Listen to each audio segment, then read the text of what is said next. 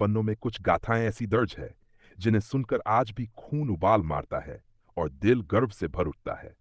ये कहानी है मराठा साम्राज्य के उस शेर की जिसने अपने प्राणों की आहुति देकर किले को जीत लिया।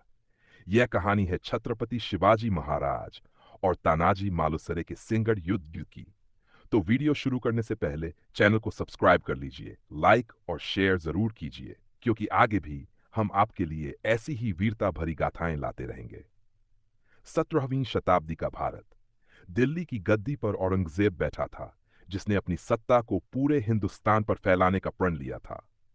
दक्षिण में मराठों की शक्ति तेजी से बढ़ रही थी और छत्रपति शिवाजी महाराज का नाम हर ओर गूंज रहा था। औरंगजेब समझ गया था कि जब तक मराठों की शक्ति को तोड़ा न जाए, उसका साम्राज्य अधूरा रहेगा। इसी सोच के चलते उसने अपने सबसे बड़े सेनापतियों को मराठा किलों पर कब्जा करने भेजा। उन्हीं किलों में से एक था पुणे के पास स्थित कौंधाना किला, जिसे आज हम सिंहगढ़ के नाम से जानते हैं। कौंधाना किला सामरिक दृष्टि से बहुत ही महत्वपूर्ण था। यह किला पुणे शहर और आसपास के पूरे क्षेत्र पर नियंत्रण रखने की चाबी था। औरंगजेब ने इस किले की रक्षा के लिए अपने सबसे ताकतवर सेनापति उदयभान राठौर को नियुक्त किया। उदयभान एक वीर और निडर योद्धा था, लेकिन वह मुगलों के पक्ष में लड़ रहा था। जब यह समाचार छत्रपति शिवाजी महाराज तक पहुंचा, तो उन्होंने निश्चय किया कि यह किला किसी भी कीमत पर मराठों को वापस चाहिए। महाराज ने अपने सबसे भरोसेमंद सरदार और बचपन के साथी तानाजी मालुसरे को इस अभियान की जिम्मेदारी सौंपी। तानाजी उस समय अपने बेटे की शादी की तैयारी में व्यस्त थे। घर में उत्सव का माहौल था, रिश्तेदार आए हुए थे, ढोल ताशों की आवाज गूंज रही थी। लेकिन जैसे ही शिवाजी महाराज का संदेश पहुंचा, तानाजी ने बिना एक पल गवाए अपने बेटे की शादी को पीछे छोड़ दिया। उन्होंने दृढ़ स्वर में कहा, पहले मातृभूमि की शादी होगी, फिर बेटे की। किला जीतना ही सबसे बड़ा विवाह है। यह सुनकर सबकी आंखें नम हो गई। तानाजी ने मराठा सैनिकों की एक टुकड़ी संगठित की और रातों रात कूच कर दिया। यह सेना बहुत बड़ी नहीं थी, लेकिन उनके हौसले आसमान को छू रहे थे। रात का अंधेरा, घना जंगल और कठिन रास्ते उन्हें रोक नहीं पाए। जब वे किले के पास पहुंचे, तो सामने खड़ी थी कौंधाना की विशाल दीवारें।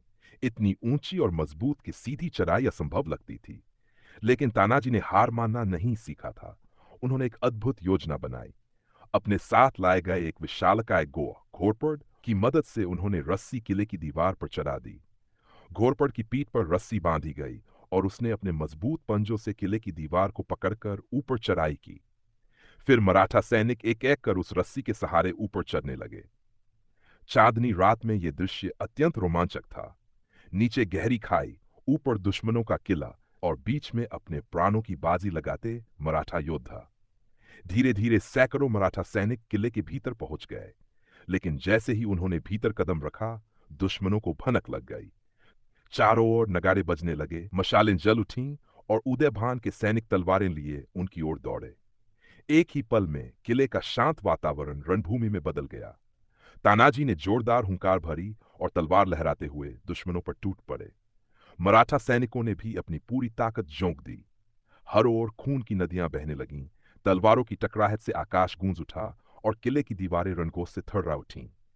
लेकिन असली टकराव अभी बाकी था, तानाजी और उदयभान का। अचानक उदयभान राठौर प्रकट हुआ। वह लंबा चौड़ा, लोहे के कवच से ढका हुआ, हाथ में भारी तलवार थामे एक राक्षस जैसा दिखाई दे रहा था।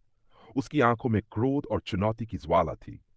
उसने जोर से ललकारा, तानाजी, अगर किला चाहिए तो पहले मुझे हराना होगा। तानाजी बिना डरे उसकी ओर बढ़े। दोनों महाबली योद्धा आमने सामने आए और तलवारों की टकराहट से आग के शोले उठने लगे। हर वार बिजली की तरह चमकता, हर प्रहार से चिंगारियां उड़ती। सैनिकों ने अपने युद्ध रोक दिए और सांसें थामकर इस महायुद्ध को देखने लगे। काफी देर तक दोनों में भीषण द्वंद्व चलता रहा। कभी तानाजी भारी पड़ते, तो कभी उदयभान। लेकिन तभी एक पल ऐसा आया जब उदयभान के वार से तानाजी की ढाल टूट गई। अब उनके पास केवल तलवार बची थी।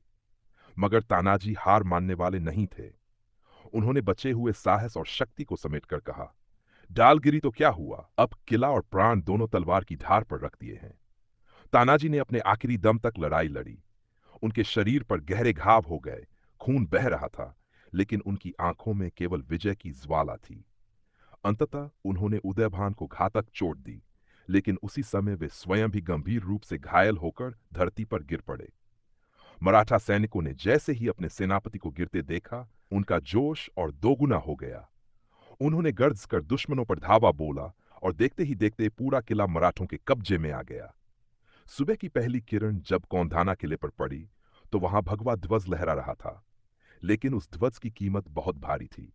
मराठा साम्राज्य का शेर तानाजी मालुसरे सदा के लिए वीरगति को प्राप्त हो चुका था। जब यह समाचार छत्रपति शिवाजी महाराज तक पहुंचा, तो वे गहरे शोक में डूब गए। उनकी आंखों से आंसू बह निकले। उन्होंने भर्राई हुई आवाज में कहा, गढ़ आला पण सिन्ह गेला, अर्थात किला तो आ गया, लेकिन शेर चला गया। तानाजी के बलिदान को अमर करने के लिए शिवाजी महाराज ने कौंधाना किले का नाम बदलकर सिन्हगढ़ रख दिया।